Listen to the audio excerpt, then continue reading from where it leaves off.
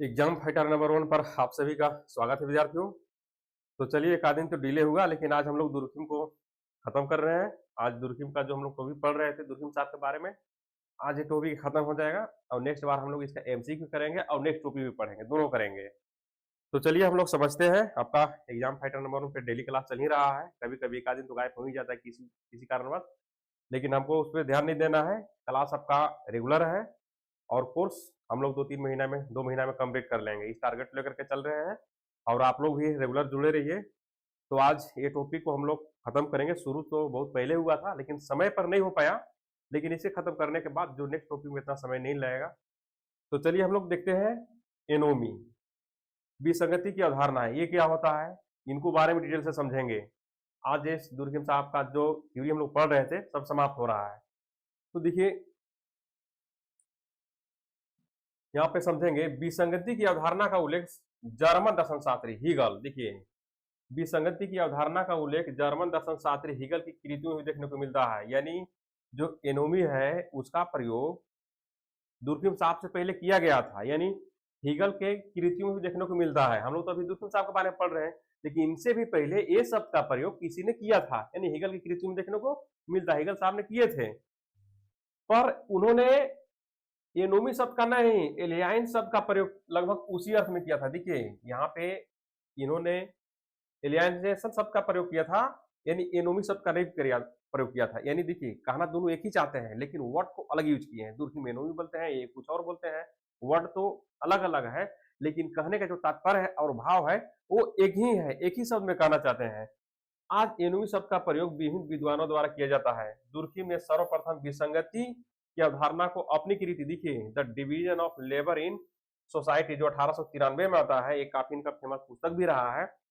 तो the division of labour in society में विशेषकर उसे स्थान पर विकसित किया है जहां उन्होंने श्रम विभाजन के समान तथा ब्याज की परिणामों का उल्लेख मिलता है। अब देखेंगे कि एनोमी क्या है, इसी चीज को जो श्रम विभाजन और ब्याज की परिणामों का उल्लेख होता है, हम इसको थोड़ा सा नीचे समझेंगे।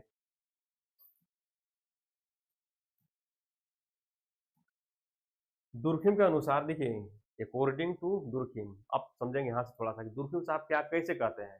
एनोमी किसको कहेंगे, विसंगति कब होती है सोसाइटी में, विसंगति की कभी स्थिति सिचुएशन अगर आती है, वैसा कंडीशन सिचुएशन आती है तो कब आती है, अब समझेंगे थोड़ा सा।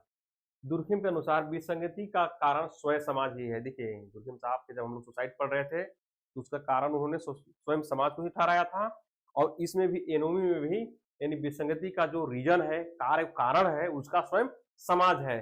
सामाजिक प्राणी के रूप में व्यक्ति की अनेक आवश्यकताएं हैं, फैक्ट है, हम सामाजिक प्राणी है, अभी सामाजिक प्राणी है, हम लोग को आवश्यकताएं अनेक है। इन आवश्यकताओं की पूर्ति के लिए अपना संबंध समाज के साथ जोड़ना पड़ता है। सही बात है, आप एक मनुष्य हैं, आप एक सामाजिक प्राणी है, तो आपका रिलेशन जो है सोसाइटी के साथ तो होगा ही। अगर आपकी आवश्यकताएं पूरा करना है तो समाज के साथ रिलेशन को जोड़ना पड़ेगा, ना कि समाज से आपको एकदम कट जाना है, एकदम अलग हट जाना है, आप तो अकेला हो जाएंगे। तो फिर आप अपनी आवश्यकताओं नहीं पूर्ति कर पाएंगे, तो उस कंटेंट में आपको समाज के साथ रिलेशन को जोड़ना पड़ेगा।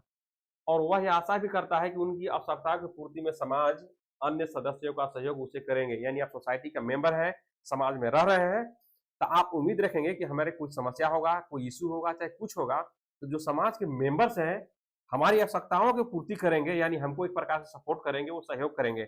ऐसा सोसाइटी के लोग करते हैं। आप देखते हैं कि जिन सोसाइटी में रहते हैं उस सोसाइटी में अगर कुछ इशू है, कुछ प्रॉब्लम है, तो जो समाज के लोग होते हैं आपको सपोर्ट करते हैं कि ऐसा नहीं, ऐसा होना चाहिए, आपको मनोबल को बढ़ाते हैं लोग। तो वही दुर्खिम साहब कर रहे हैं। जब उसकी आशा पूरी नहीं होती है, यानी आप जिस उम्मीद और जिस आशा से समाज के साथ रह रहे हैं और वो अगर पूरा नहीं हो रहा है, निराशा, असंतोष, बदला लेने की भावना आदि पनप जाती है। यानी समाज से आप उम्मीद रखें, समाज आपका उम्मीद तोड़ दिया, आप समाज के लिए बहुत कुछ किए, बहुत कुछ सोचते थे, समाज ने आपको बेनिफिट नहीं दिया, आपके सपोर्ट सहयोग नहीं किया, तो उस स्थिति में वो समाज द्वारा स्थापित नियमों, आदर्श, मूल्यों को स्वीकार करने से इनकार कर देता है। यानी होता ये है कि अगर समाज से मोह भंग हो गया, नहीं समाज से हमें जो चीज उम्मीद था वो टूट गया, तो ये जो समाज का जो रूल्स होते हैं, जो आदर्श है, नियम है, जो सारे चीज है, उसको लोग क्या करते हैं, उसको कहते हैं कि हम नहीं मानेंगे आप, क्योंकि समाज से जो उम्मीद था हमें मिला ही नहीं, हम समाज को नहीं मानेंगे, समाज का जो नियम है, रूल्स है, कानून है, उसको नहीं मानेंगे। मूल्य को स्वीकार करने से इनकार कर देता है।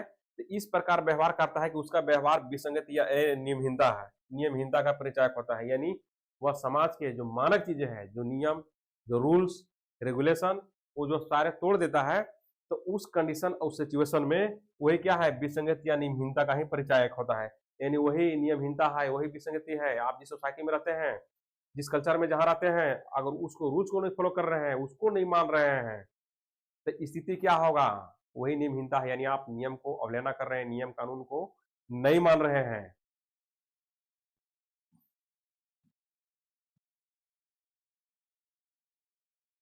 देखेंगे दुर्खिम के अनुसार, दुर्खिम साहब क्या कहते हैं, मनुष्य की असंख्य मानसिक, शारीरिक, आर्थिक, राजनीतिक, सामाजिक, सांस्कृतिक आदि आवश्यकताएं होती है। राइट? आप एक मनुष्य हैं, आपका मानसिक, शारीरिक, आर्थिक, राजनीतिक, सांस्कृतिक, ये सारे आवश्यकताएं हैं। फैक्ट है, ये तो है। आवश्यकताएं तो आपका भी है, हमको सभी का है। प्रत्येक व्यक्ति इन आवश्यकताओं की पूर्ति, अधिकतम पूर्ति चाहता है। जो आपका आवश्यकताएं हैं, उसको हर कोई चाहता है। व्यवस्था और संगठन को बनाए रखने के लिए उन्होंने मनमानी ढंग से कार्य करने की अनुमति समाज नहीं देता है। देखिए, अगर आप समाज में हैं, आपकी आवश्यकताएं अनंत हैं, और उन आवश्यकताओं को पूर्ति करने के लिए अगर कुछ रूल्स तोड़ने पड़े, कि अगर हम समाज सोसाइटी के रूल्स तोड़ेंगे तो हमारी आवश्यकता पूरा होगा, भाई समाज आपका कोई रूल्स तोड़ने के लिए नहीं बना है। समाज आपको ऐसा करने से कतई नहीं कहेगा, आपको मना करेगा। यानी मनमानी ढंग से आप कार्य नहीं कर सकते हैं, समाज का रूल्स होता है। अपितु उन पर सामूहिक नियंत्रण का व्यवहार बना रहता है। यानी आप गलत तरीका से अपनी आवश्यकताओं, चाहे सामाजिक हो, चाहे आर्थिक हो, चाहे राजनीतिक है, अब आर्थिक आवश्यकताएं हैं तो क्या सोसाइटी में गलत काम करके उसको पूरा करेंगे? नहीं ना करेंगे, ऐसा नहीं करेंगे। तो वही है कि उस पर कुछ नियंत्रण व्यवस्था बना रहता है। पर कभी कभी ऐसा भी पर कभी कभी देखिए, पर कभी कभी ऐसा भी होता है कि सामूहिक नियमों नियंत्रण का प्रभाव घट जाता है। देखिए, समाज में कोई रूल्स है, कुछ रेगुलेशन है, जिसको आप फॉलो करते हैं, लेकिन कभी कभी समाज में ऐसा कंडीशन आता है कि वह नियम कानून एकदम लचीलापन हो जाता है, और उसका उतना वैल्यू नहीं रह जाता है जितना पहले था या होना चाहिए था। उसको लोग वैधता कम देते हैं, और उस कंडीशन में कहा है, इस अवसरों का फायदा उठा करके समाज के सदस्य मनमाने और अपने स्वार्थ की अधिकतम पूर्ति करने में लग जाते हैं। व्यक्ति विवेकहीन हो व्यवहार करने लगता है, उनके व्यवहार में आदर्श, शून्यता, अस्वाभाविकता बन जाता है। यानी जब कोई रूल्स है सोसाइटी का, अगर रूल्स वो कमजोर पड़ गया, तो लोग क्या करते हैं, उसको मनमानी ढंग से करेंगे समाज में काम। यानी उस नियम का फायदा उठाएंगे, और फायदा उठा करके मनमानी तरीके से, कहे कि एक प्रकार से गलत तरीके से अपनी आवश्यकताओं को वो पूर्ति करने लगते हैं। और उसमें क्या होता है कि अस्वाभाविकता पनप जाता है, और विसंगति की स्थिति बनी रहती है। यानी कहे कि विसंगति की स्थिति बनी रहती है, और इसी को एनोमी कहा जाता है। दुर्खिम साहब ऐसा करते हैं। देखिए, एक शब्दों में बताते हैं कि आप सोसाइटी में रहते हैं, समाज से बहुत सारे आप उम्मीद रखते हैं, समाज में आपका अच्छा रिलेशन भी है, समाज के लोगों के साथ संबंध भी है, आपका जो भी सामाजिक, आर्थिक, राजनीतिक, यानी कोई भी आवश्यकता पूर्ति के लिए आप सोचते हैं कि हम समाज के लोगों से कर लेंगे, यानी हमको लोग सपोर्ट करेंगे। लेकिन समाज कुछ ऐसे रूल्स है कि जो आपका उद्देश्य है, जिसको आप प्राप्त करना चाहते हैं, उसको प्राप्त करने के लिए समाज के कुछ रूल्स आप पे आड़े आ जाती है। अब जानते हैं कि अगर ये रूल्स पालन करेंगे तो हमें ये नहीं होगा, तो हमें वो नहीं होगा। तो आपको उस कंडीशन में एक प्रकार से समाज का रूल्स है और आपकी आवश्यकताएं हैं, तो दोनों में क्या होगा, दोनों का टकराव हो रहा है। तो उस कंडीशन सिचुएशन में विसंगति की अवधारणा उत्पत्ति होती है। यानी कभी कभी ऐसा भी होता है कि समाज के नियम कानून कमजोर पड़ गए, और उसका फायदा उठा करके आप क्या करते हैं, अपनी आवश्यकताएं पूर्ति करने लगते हैं, लेकिन गलत तरीका से करते हैं, वो सही तरीका नहीं है। तो वही नियमहीनता, आदर्शहीनता, बहुत सारी चीज पनपने लगती है, और इसी को दुर्खिम साहब बोलते हैं, इन्हीं को विसंगति या एनोमी कहते हैं। यानी एक लाइन में शब्द है कि आप एक स्टूडेंट है, कि विद्यार्थी हैं, अभी आप जहाँ रह रहे हैं, जिस सोसाइटी में रह रहे हैं, कुछ ऐसी चीजें आप प्राप्त करना चाहते हैं जो समाज की नजर में गलत है। अगर उसको अनदेखा करके आप उस चीज को प्राप्त करते हैं, तो क्या है, यही नियमहीनता है, यानी नियम को पालन नहीं कर रहे, वही आदर्शहीनता है। अब समाज भी आड़े आ रहा है, आपका लक्ष्य भी है, तो दोनों में नहीं बनता है, नहीं, दोनों का उद्देश्य अलग अलग हो जाता है। और इस कंडीशन सिचुएशन में उद्देश्य प्राप्त नहीं कर सकता है व्यक्ति। उसी कंडीशन में व्यक्ति जो है कि कोई कार्य करने लगता है, कोई गलत काम करने लगता है, गलत तरीका से अपना लक्ष्य उद्देश्य प्राप्त करने लगता है। तो इस कंडीशन को ही दुर्खिम साहब एनोमी कहते हैं। देखिए, यहाँ तक तो आपको एनोमी समझ में आ गया होगा, लेकिन और आगे देखते हैं। अब काम्ट और दुर्खिम की देन की तुलना। देखिए, ये लास्ट टॉपिक है और इसमें ज़्यादा कुछ नहीं है। इसमें से बस आपको खाली समझ लेना है कंपेरिजन, क्योंकि देखिए आप जब काउंट्स आपको पढ़ेंगे तो काउंट को अच्छा से समझेंगे, और दूरबीन को तो हम समझा ही दिए हैं। जब दूरबीन और काउंट को दोनों को समझ लेंगे तब समझ जाएंगे कि हाँ ये कहाँ है। तो ये थोड़ा सा आपका है, देखिए थोड़ा समझने के लिए है।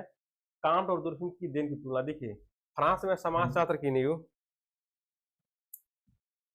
कहाँ पे फ्रांस में समाजशास्त्र की नींव डालने का श्रेय काउंट को है। यानी समाजशास्त्र की नींव किसने रखा? अगस्टॉप ने रखा। पर इस विज्ञान की संरचना को दृढ़ बनाने का दुर्खिम को किया जाता है। देखिए दुर्खिम साहब ने, कहा जाता है कि दुर्खिम साहब ने नींव रखा। अगर एक मकान बन रहा है तो उसको नींव किसी फाउंडेशन किसी ने नहीं किया, लेकिन उसको दीवार बनाने का काम, ढालने का काम, यानी मकान को चमकाने का काम दुर्खिम साहब ने किया है। तो ये बता रहा है कि इसकी जो समाजशास्त्र की जो संरचना है, जो सोशियोलॉजी का जो स्ट्रक्चर है, उसको व्यवस्थित करने का कार्य दुर्खिम साहब ने किए हैं। भले ही इसका नींव रखने का कार्य अगस्टॉम साहब ने किए हैं। दुर्खिम का एक उद्देश्य समाजशास्त्र को एक स्वतंत्र विज्ञान के रूप में सुप्रतिष्ठित करना तथा उसे विशेषतया दर्शन शास्त्र से पृथक रखना है। देखिए यानी एक स्वतंत्र विज्ञान के रूप में दुर्खिम साहब ने हम इसको प्रतिष्ठित करने के पूरा प्रयास किए हैं। देखते हैं आगे। कांट का कथन है कि समाजशास्त्र एक बुनियादी और निर्देशक विज्ञान है। क्या है? कांट कहते हैं कि समाजशास्त्र एक बुनियादी और निर्देशक विज्ञान है जिसे राजनीति की कला आधारशिला बनाना चाहिए। सही बात है। अब देखिएगा यहाँ कांट ने समाजशास्त्र को एक विज्ञान की स्थिति प्रदान करने हेतु इसे आध्यात्मिक पत्तियों और अवधारणाओं से नियंत्रित पुराने राजनीतिक दर्शन से स्पष्ट रखा है। सही बात। देखिए कांट साहब कहते हैं कि अगर समाजशास्त्र को विज्ञान बनाना है तो जो आध्यात्मिक चीज है उससे उसको अलग रखिए, और इसको जब आप स्टडी करते हैं तो एकदम वैज्ञानिक तरीके से करिए, किंतु परंतु कुछ नहीं होना चाहिए। यानी कहें कि एक प्रकार से यानी आध्यात्मिक चीज है उसी इसको अलग करिए, तब आप विज्ञान के रूप में इसको एक सुप्रतिष्ठित कर पाएंगे। उनके अनुसार समाजशास्त्र को तो केवल निरीक्षण, परीक्षण और तुलना निश्चित और वैज्ञानिक कार्य पद्धति पर आधारित होना चाहिए। देखिए हम पहले ही बताए हैं कि समाजशास्त्र का विज्ञान बनाना है, विज्ञान बनना है उन्हें, तो निरीक्षण, परीक्षण, प्रयोग, इस पद्धति का प्रयोग जब स्टडी में करेंगे, जब अटकलबाजी से निकलेंगे, धर्म से निकलेंगे, तब जाके समाजशास्त्र क्या होगा, एक सुप्रतिष्ठित विज्ञानी कहें कि एक समाजशास्त्र का जो स्टडी हो वैज्ञानिक साइंटिफिक होगा। यह केवल समाजशास्त्र ही है जो कि समाज का समग्र रूप में अध्ययन करने, सामाजिक संरचना और सामाजिक विकास के संबंध में विश्लेषण करने, अन्य विज्ञान के निष्कर्ष को समन्वित करने और सामाजिक नियम बनाने, सामाजिक घटनाओं के संबंध में भविष्यवाणी करने और अंतिम रूप में सामाजिक पुनर्निर्माण कार्य में सक्रिय योगदान देते हैं। तो सही बात है। समाज जो है ना, जो समाजशास्त्र है वो समाज का समग्र रूप में अध्ययन करने, सामाजिक संरचना और सामाजिक विकास के संबंध में विश्लेषण करने और अन्य विज्ञान के निष्कर्षों को समन्वित करने। क्योंकि आप पढ़ेंगे समाजशास्त्र के साथ, आप पढ़े होंगे कि समाजशास्त्र एंथ्रोपोलॉजी से क्या रिलेशन है, इतिहास से क्या है, और जो अगर सोशल साइंस के सब्जेक्ट है उनको चीज़ का कैसा संबंध है, उनके निष्कर्ष से कैसे मिल रहा है। तो ये सारी चीज़ के बारे में काउंट साहब बताते हैं, और ये भविष्यवाणी करने और अंतिम रूप में सामाजिक पुनर्निर्माण के कार्य में सक्रिय योगदान देने में समर्थ है। समाज का विज्ञान है तो समाज का तो निर्माण योगदान देगा ही। इस प्रकार समाज या सामाजिक घटनाओं का अध्ययन करने वाले विज्ञान के रूप में समाजशास्त्र की नींव को डालने का श्रेय कांट का है। सही बात। समाज का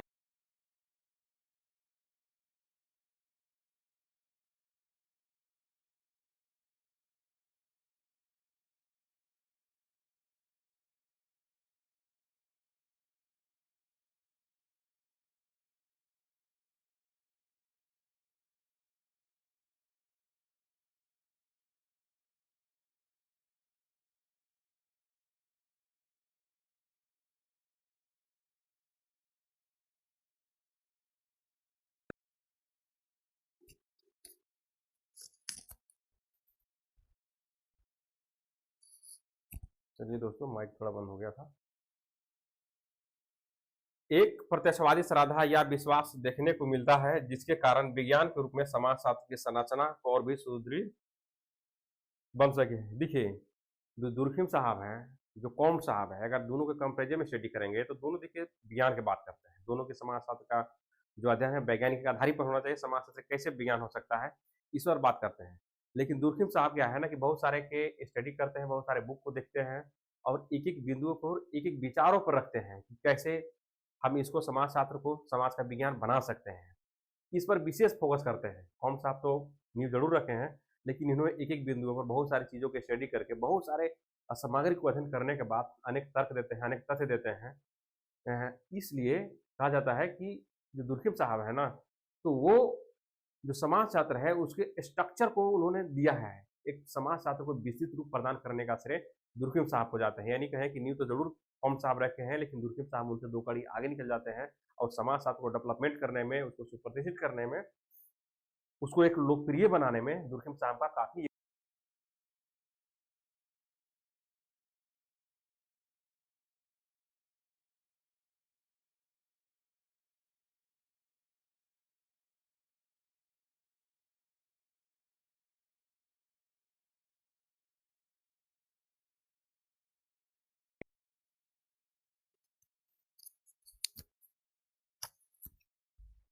चलिए दोस्तों, तो ये टॉपिक अभी ये आपका समाप्त हो गया है। दुर्खिम साहब का ये लास्ट पॉइंट था, हम लोग समझ गए। अब हम लोग इसका एमसीक्यू लेकर के आएँगे और जो नेक्स्ट टॉपिक है हम लोग उस पे भी बात करेंगे। और चलिए हम लोग फिर नेक्स्ट क्लास में मिलते हैं। तब तक के लिए थैंक्स।